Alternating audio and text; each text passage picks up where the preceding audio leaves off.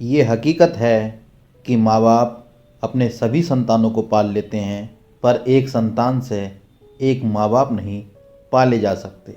माँ बाप इस उम्मीद में अपने बच्चों का पालन पोषण करते हैं कि जब वे थक जाएंगे तो बच्चे उनका सहारा बनेंगे।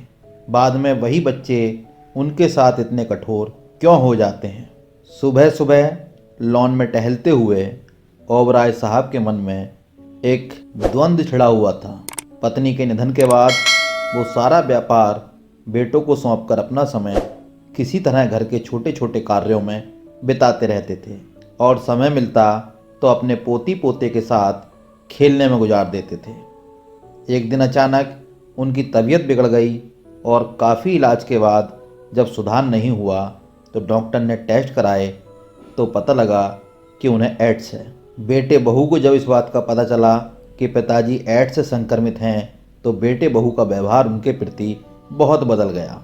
डॉक्टर के ये कहने के बाद भी कि ये बीमारी लाइलाज जरूर है लेकिन छूत की नहीं है, आप लोगों को अब इनका विशेष ध्यान रखना है। परंतु बेटा बहू उनसे कन्नी काटने लगे। बच्चों को उनके निकट तक नहीं फटकने दिया जाता।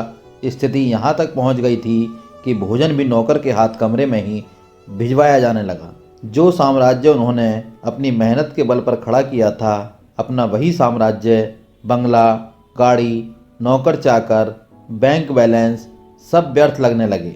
एक दिन जब वे अपने लॉन में घूम रहे थे कि टहलते टहलते वो बेटे बहू की उस खिड़की के पास पहुँचे जो लॉन की तरफ खुलती थी। जब उन्होंने पिताजी शब्द सुना तो वे वो शब्द सुनकर वहीं आड़ में खड़े होकर उनकी बातचीत सुनने लगे।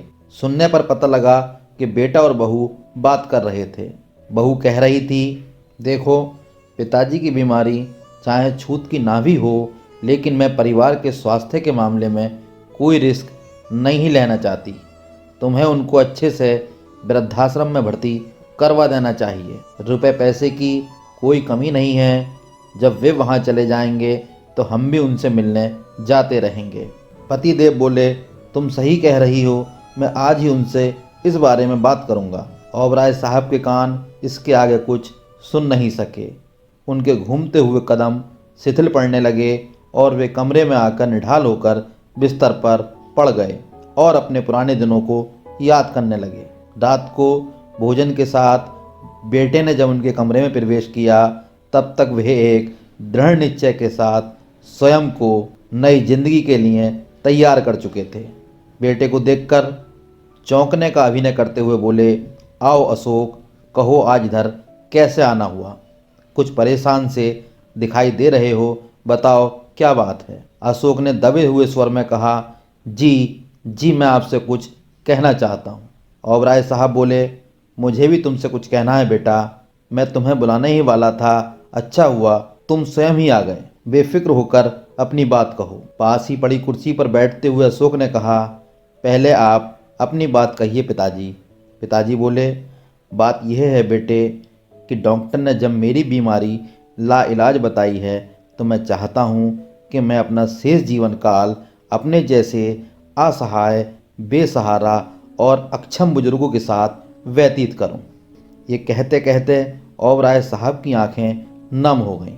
ये सुनते ही अशोक मन ही मन खुशी से फूला न समाया।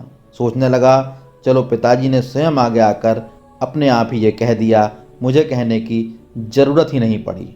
लेकिन दिखावे के लिए उसने अपने पिताजी से कहा, पिताजी ये आप क्या कह रहे हैं? आपको यहाँ रहने में क्या तकलीफ़ है?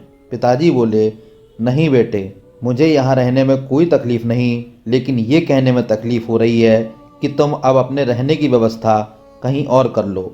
मैंने इस बंगले को वृद्धाश्रम का रूप देने का निर्णय कर लिया है ताकि अपनी यादों और जड़ों से जुड़ा हुआ रहकर अपनी बची हुई ज़िंदगी जी सकूं। और हाँ, तुम भी कुछ कहना चाहते थे ना, बताओ क्या कह रहे थे? अशोक अब कुछ नहीं कह सका और चुपचाप वहाँ से उठकर चला गया। दोस्तों, जिस मानव योनि में हमने जन्म लिया है वो हमारे माता पिता की बदौलत ही हमें मिली है। हमारा जीवन उनकी ही अमानत है। जो व्यक्ति माता पिता का अनादर करता है वे कितनी भी पूजा पाठ, व्रत, उपवास, दान कर ले, सब कुछ बेकार है। इसीलिए इस धरती पर हमारे लिए माता पिता को विधाता के समान बताया गया है। ये कहानी अच्छी लगी हो तो हमारे चैनल को लाइक, सब्सक्राइब और शेयर करें।